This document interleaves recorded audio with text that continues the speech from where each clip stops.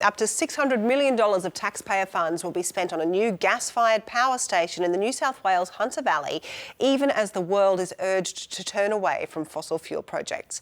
The federal government has confirmed it will underwrite the 660 megawatt power station to be built at Kurri Kurri in a major intervention into the energy market.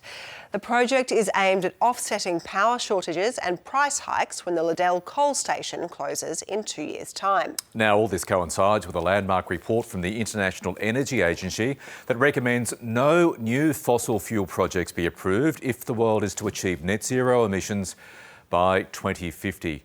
Big news breaking overnight. Let's bring in Tony Wood. He's the Energy Program Director at the Grattan Institute. He joins us from Darwin and probably knows more about energy than anybody else in this country. Tony, good morning to you. Good morning, Michael. That's a big ask. Oh, no. I speak of what I know, and that's exactly why we've got you on. And you've described this as not necessarily a good deal. Why is that?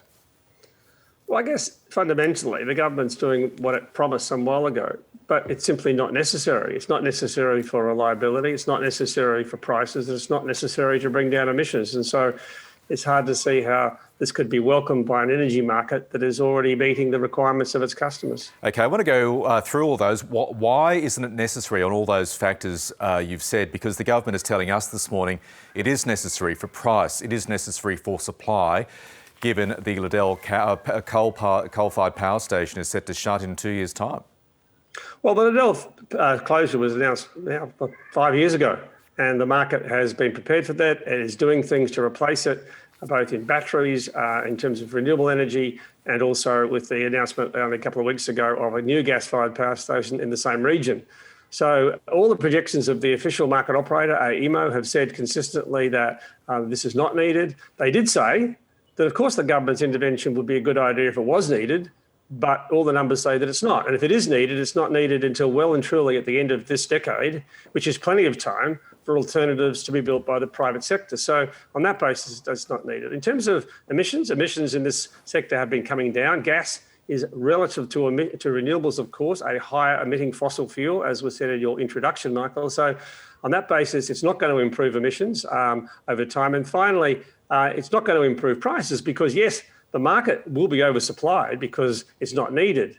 But markets have ways of dealing with that. And what tends to happen is an oversupplied market responds, some supply then leaves the market, and prices simply come back up again. So on any basis, it's hard to see how this can do what the government's hoping it would do. Gas is needed, by the way, Michael, for very high levels of renewables, and we will need them as we continue down the renewable path for some time to back up wind and solar. But it's not needed in New South Wales, and it's not needed now. So, again, why? Is politics at play here?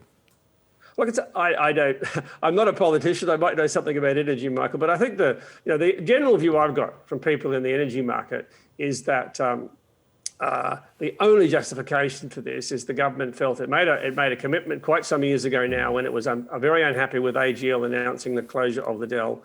It made some commitments that, as far as anyone in the industry can see, is not justified on the numbers, and now seems just committed to go ahead with that decision. It will have consequences, as I said. Some of them are unpredictable, but it would be very surprising indeed if it was to deliver what the government's hoping for. And I think that I really honestly find it difficult to see how it could justify this, except maybe it's made a political decision that it's a good idea, but that's probably more for others to decide. Now, the timing is everything, as we know, Tony, and of course this comes just as we're hearing from the International Energy Agency. It's recommending no new fossil fuel projects at all from now if the world is to have any chance of achieving net zero emissions by 2050. So how does this announcement overnight from the Morrison government figure with that international plea, I guess, from the Energy Authority? Well, the International Energy Agency, of which the Australian government has been a strong supporter for many, many years, is probably the most respected number cruncher in the world on what's going on in the energy sector. And they sometimes get things wrong. They've been very clear, however, in this case, that if we are to achieve the commitments of the global governments to the Paris Agreement, to keep emissions, to keep global temperature increases below 1.5 degrees, then all the countries of the world have to do more. What we promised to do is not enough.